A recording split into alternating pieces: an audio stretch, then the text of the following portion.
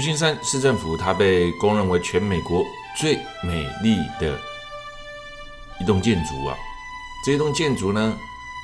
很像欧洲的大教堂啊。光看照片呢，你会以为呢，你也来到了欧洲。旧金山之所以特别，也就在于它的人文城市啊。来到了市政府市政厅呢办公大楼的学院派的建筑风格，1913年到1915年的城市的美化运动当中，最巨大的穹顶名列世界第5名。目前的市政厅的建筑是为了取代彻底毁于1906年旧金山大地震的旧市政厅。旧金山的市政厅占据了2个完整的街块哦，从范尼斯大道到霍尔克街，390英尺到克鲁夫街到卡利斯特街是273英尺啊，而且呢，让我会心一笑哈，没想到这里还有阅兵啊哈。那这里世界第5大穹顶啊，高达93.73米啊，比美国国会大厦还要高14英寸啊。所以旧金山市政府一共用了比兹堡附近的安布里奇的美国桥梁公司的7900吨的钢铁，还有花岗岩、印第安纳州的砂岩、阿拉巴马州、科罗拉多州等等地的这个大理石啊，来去建设目前我们刚刚所看到的市政厅。而前面提到旧金山啊，当时把它叫做金山嘛，是为了金矿啊。那随着大金淘金的热潮，旧金山开始这个迅速的发展。很快的淘金把这个城市呢掏空了。于是呢，这个淘金者们呢就开始寻找全新的金矿了1851年，澳大利亚的墨尔本发现了金矿，大量的美国人呢从这个金山又涌向了澳洲的墨尔本了。这个原本人口不到了1万的小镇呢，在10几年间变成了富有的大城市。那人们又把它取名叫做新金山了。为了表示跟墨尔本的区分呢，当时就把原本旧金山叫做圣弗朗西斯科，不是当时把它改名叫金山吗？后来其他地方又发现金子啦，这里就变成什么旧的嘛所以就叫旧金山了。那最终呢，墨尔本的新金山名字虽然没有叫响，但旧金山的名字呢却留了下来。所以但外国啦叫旧金山 San Francisco 跟咱今天的叫不同你看旧金山叫 San Francisco 圣弗朗西斯科San Francisco 对不对它用了原名，但是只要华人旧金山有没有都是这样叫，它跟英文名字呢是完全的不同旧金山这个名字呢，就因此而来在美国的西部有很多的城镇因金山因当时的经济产物作物等等而有名起来，也因为各式各样的因素，经济的没落而不见了。而近年来，全世界又进入到了所谓的城市人口老化所以慢慢的越来越多的城市呢，开始没有人居住了，跟中国大陆相形起来呢，有很大的落差。越民主、越现代、越进步的国家，因为已经发展了非常高度的自由民主化，医疗设备也很先进所以这些国家们包含了台湾都是慢慢的人口的老化越来越严重，技术进步使人们呢延缓了寿命而新兴城市呢，以前战乱当中的国家，一些共产国家呢，因为战乱，所以呢老人化比较少，全部都是这个婴儿潮、新生儿所以在现在他们反而变成了世界上一个非常新鲜的一块劳动力就这样子的落差就这样子的落差所以我们可以了解到，在全世界各地越来越多的像美国啦欧洲啦日本的都是一样，愈来愈多所在变鬼城没人要住就是小镇就安尼无样经济不好嘛那在墨尔本也是一样到全世界各地都是一样那我们现在呢，再进来继续看看九曲花街旧金山有那么一条街叫做九曲花街啊，这一条街呢很特别啊，特别到什么呢？短短的182公尺啊，在伦巴底街附近啊，就有8个急转弯。我想全世界大概也没有像一条街道哈，城市住宅的街道啊，这么吸引全世界的人来这边旅游。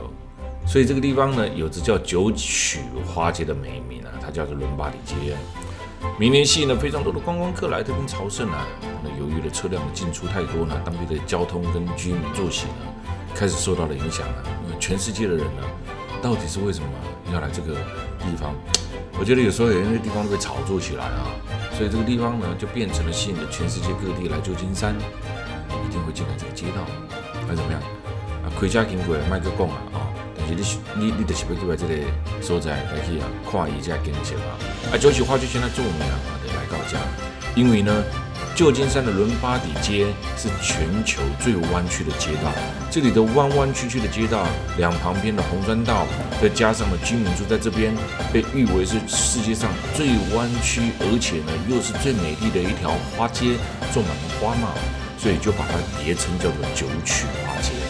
而太多的人来到这边，现在呢各式各样的来这边啊滑板的啦，观光客来这边怎么样来拍照的啦，现在呢。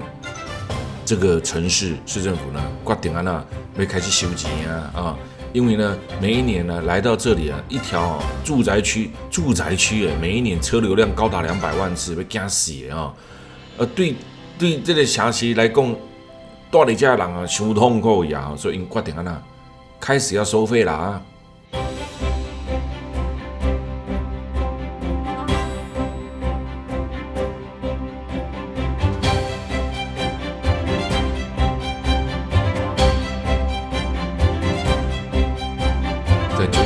街旁边，甚至在旧金山的市区，到处都可以看得到的路面电车。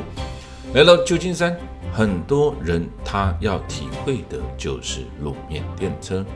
旧金山对很多的怀旧控，哎呦，是一个瞬间成瘾的城市啊！满街跑的电车，还有满街的路面电车，充满了现代的，你看，Apple 手机啊。在旧金山，但是呢，它又充满了非常浓厚的复古味。九曲花街从底下走上来，可以看得到旧金山的港湾，这景色真的很美啊！我们之前好像都没有来旧金山吧？在美西之旅啊，这一趟刚好呢顺道走向了旧金山啊。旅游的方式不一样，有的时候走向这个LA 啊，这一次呢我们往回头走啊，走到了旧金山，很棒啊！那我说从叮叮车到复古车，这是你来到旧金山，你一定会去感受得到，而且很多背包客必搭乘的特色古董缆车，有时候会自己住在这个城市啊，也会觉得有时候很特别，就是说，奇怪，就我们每天在搭乘的交通工具啊，怎么也变成了很多观光客想要搭乘的。最主要的就是什么历史啊！哎呀，你看看，还穿的这个圣诞老人的那个妙龄女子啊，很特别。20世纪50年代 ，San Francisco 政府以巴士来取代了电车。那有5条电车呢通过隧道，行经电车专用道所以他当时呢用了 J、K、L、M、N 这5条电车线啊，来去做区分啊。来到这环状缆车最古老的循环式的缆索缆车铁路，还有旧金山的复古车，也叫做叮叮车啊，因为它会按那个铃铛嘛，叮叮叮叮叮啊，这样子啊，一趟呢大概7块钱美金啊。你看这电车啊多厉害啊！当时拆光了就留下了这么一条这个电车下来啊。每天呢，很多人还是排队啊朝圣啊，来这边呢不坐电车啊，怎么可以？背包客一定要来啊！哎呀，我们不用，还好我们有巴士啊。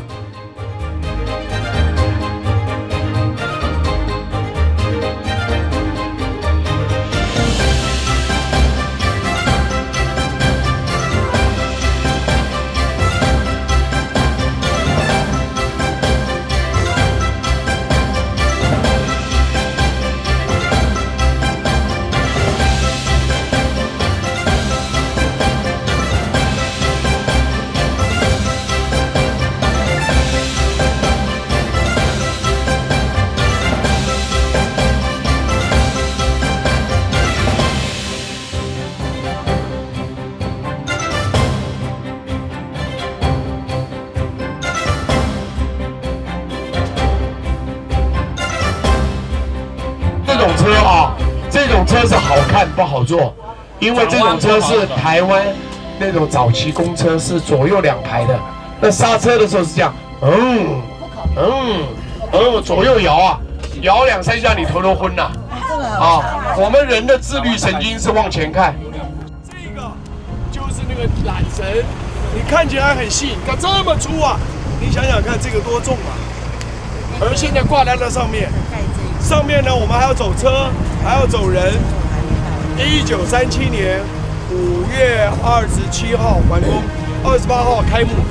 开幕的时候，20万人在上面走。我们今天也去走一走，好不好？来，绿蛙给啊，绿蛙给啊！来，我们右手边。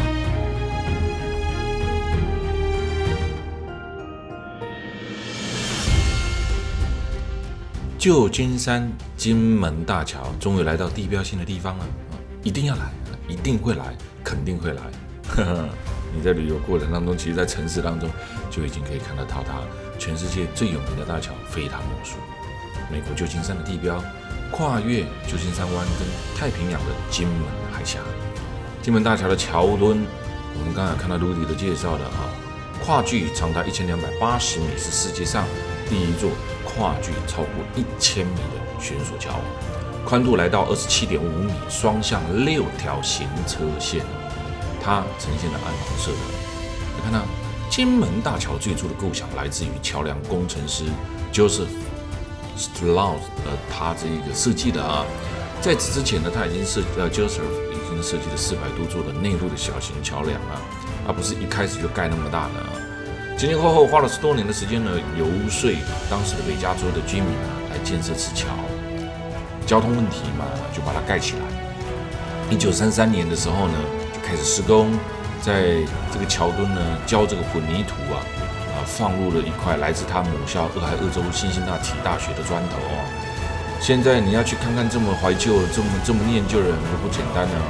你要盖大桥之前，象征性的带一袋你自己读册大学的这个整阿头，很不得了啊，很不得了啊！现在呢，以前人跟现在人不一样啊。以前从学校出来呢，感念学校的教育啊，感念老师的教育。现在呢，老师公抄还不准啊，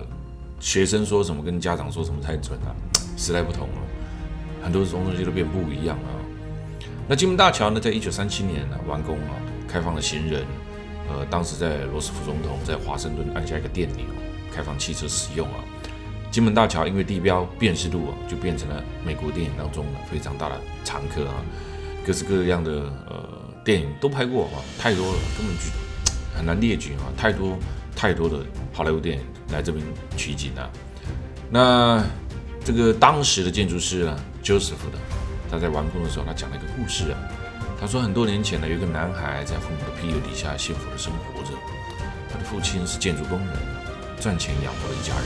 他的父母亲非常的恩爱，生活很拮据，却非常的温馨。有一天父亲工地上来了一个寿险的规划师来推销保险，父亲拿不出钱，那保险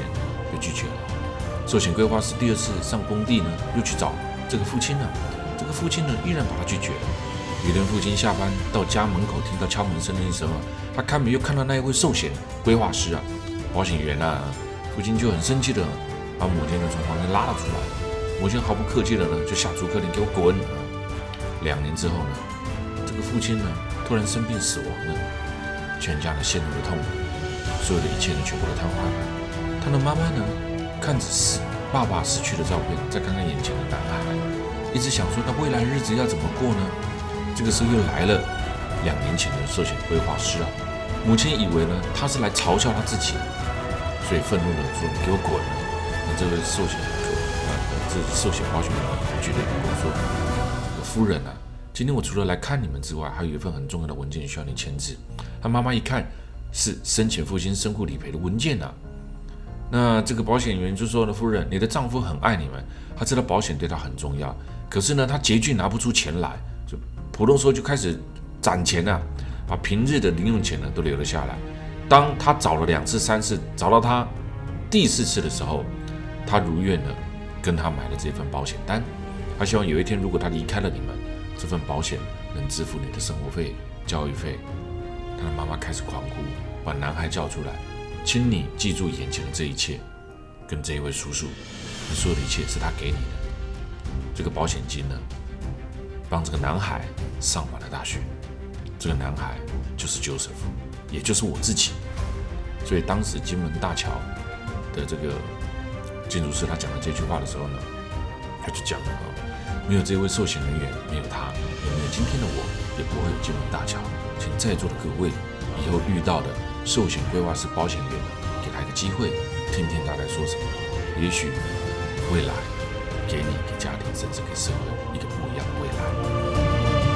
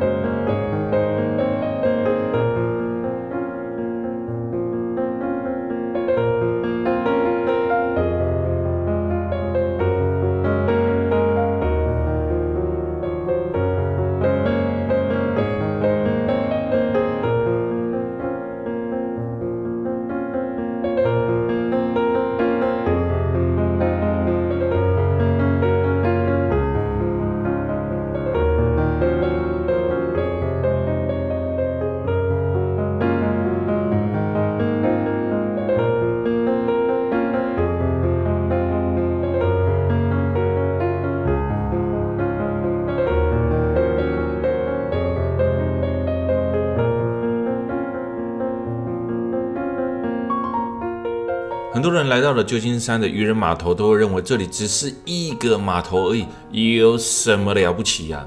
殊不知来到这里可以看得到海狮啊！你看看啊，在几号我忘记了哈，13号还9号忘记了。这里的海狮在1990年初进驻了旧金山。1989年的时候，旧金山发生了瑞士规模6.9级的大地震，因为这个地震而流离失所的海狮群，觅得了这个原本是船港39号了我没看到这个荧幕上就写了个39号所以当时呢，当局呢就决定把这个船撤掉了，让他们呢在此安家所以这些海狮呢，永远呢都今天还没有躺满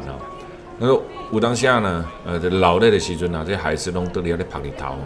旧金山，我个人非常喜欢旧金山这个城市气候非常非常非常的棒夏天也不会太热个人真的很喜欢。我觉得美国有很多的地方我是很喜欢的，但就是当然借由节目当中，希望更多人能够喜爱美国。很多人说美国去佚佗做不了，我感觉没什么文化，有啦有伊的特色有伊的特色你安尼看咱的节目就知影，绝对有伊的特色那旧金山的渔人码头旧金山渔人码头捕获了一大群的海狮很好玩对不对渔人码头是旧金山最知名的景点之一叮叮车、路面电车都一定可以来到这边这里也停了很多的军舰，然后呢，这里也可以去的一个叫做欧姆岛，这里呢还有最有名的酸面包，还有什么巧达浓汤、喂海鸥。然后还可以在这个地方吃螃蟹这是旧金山最有名的。所以来到这个渔人码头，如果你走到39号看海狮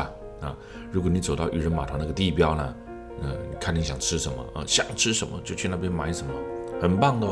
很好玩的我们在旧金山渔人码头，我们在这搭乘金门湾游船前往旧金山的金门港湾，从海上看金门大桥，也看看美丽的旧金山。旧金山有太多可以讲的有关于经济方面的事情，包括共享经济大革命、万物皆可租、每一年的破坏大会等等呢，全部都是在旧金山。Google 啦，Apple 啦，很多还有包含了 DreamWorks 梦工厂梦工厂也是在这个地方去过世界各地很多的城市我觉得要像旧金山这么迷人的城市，我真的觉得不多见集合了艺术、时尚、美食、建筑设计等等所以很多的各大公司其实都会在旧金山设点开公司早年的嬉皮运动到近年来的科技产业，这个城市轰轰烈烈的进行着影响全世界的事都不是流血不是流泪而是悠悠哉哉忠于自我的美好生活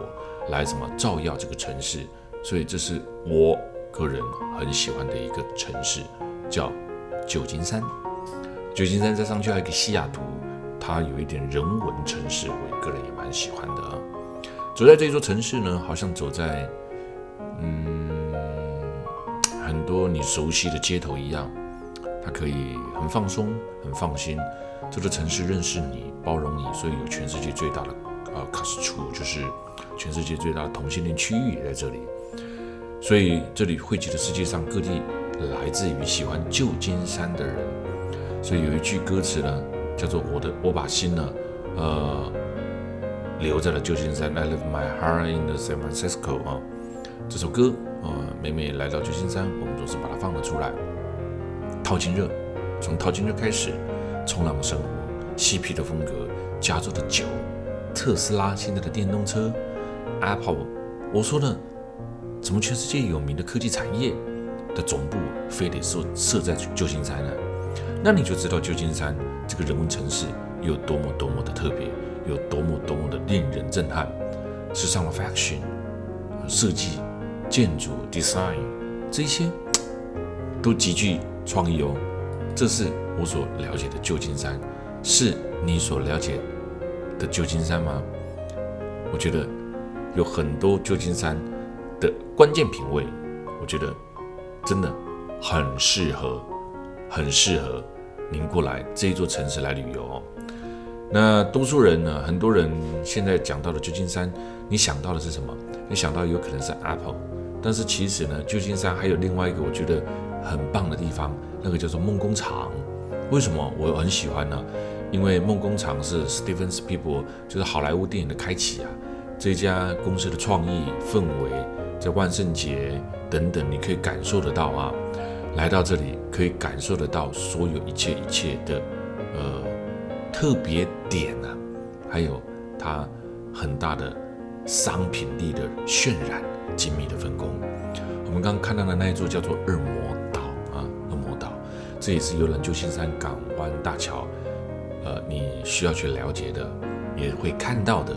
阿尔卡特拉斯岛，旧金山湾区的一座小小的岛屿，早期被称为叫做美国的联邦监狱，关的都是恶名昭彰的重刑犯啊，所以又被称为叫做恶魔岛之称啊。它四面的陡峭环海，这里的水非常的冰冷哦，因为这里是洋流冰冷的海水从北方而来的哦。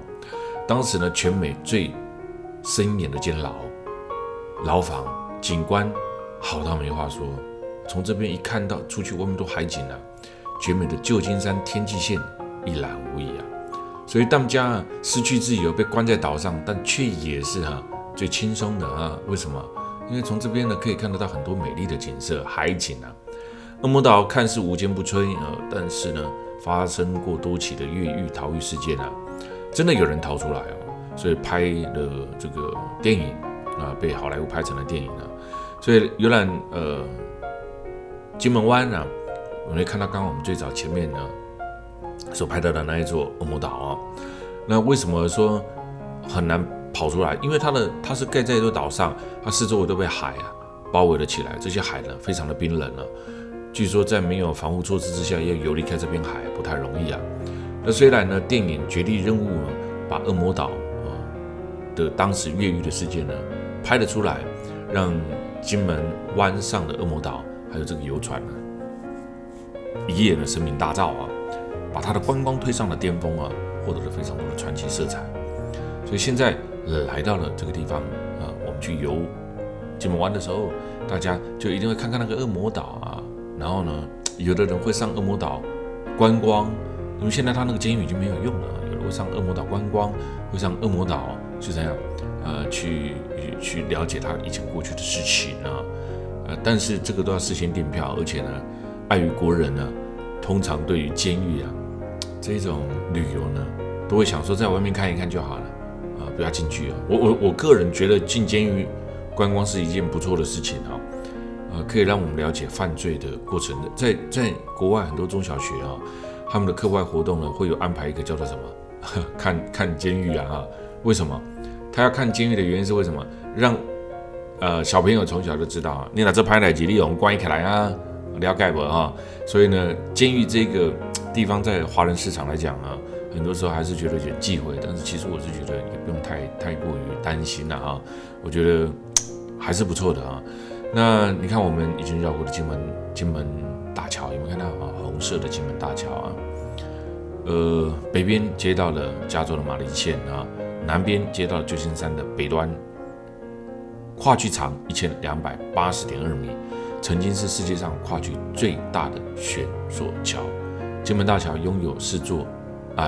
个高了世界第4高的这个桥塔就在这里。你看，从陆地上看，从海上坐船看那 Joseph 我刚刚前面讲的那个故事在这里所设计出来的金门大桥的桥身呢颜色呢，他们把它称为叫做国际橘为什么这个叫橘是国际橘呢？因为呢，金门海峡上面很常有起大雾，而大雾当中你可以看得到橘色是更醒目的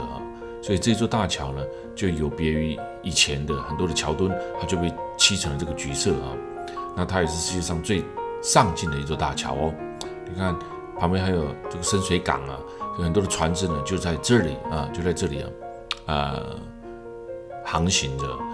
而1989年底呢，曾经发生了那个鲁马的大地震所以当时有对这个金门大桥这里进行了评估很厉害金门大桥当时在这个大地震之下呢，其实是没有被损坏的那也不太容易。那除了它美好的一面、美丽的一面，我们也必须讲，金门大桥是世界上最著名的什么自杀场所之一你知道，从1993年啊，一路到现在啊，你知道，官方不统计啊，光从这边跳下去自杀了上千个啊，那不容易哈。自杀者呢跳下来呢，从桥上跳下来呢，时速会高达120公里啊！落来了呢，冰冷的海水，不像游泳的大部分弄撒用在那里啊，弄撒用在那。所以基本上你去行金门湾大桥的时候呢，你会看到那个安全护栏。那为什么？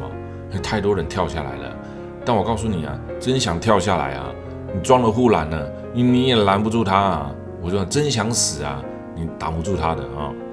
很特别啊。让我们看看旧金山金门湾大桥，还有金门湾港湾的美啊。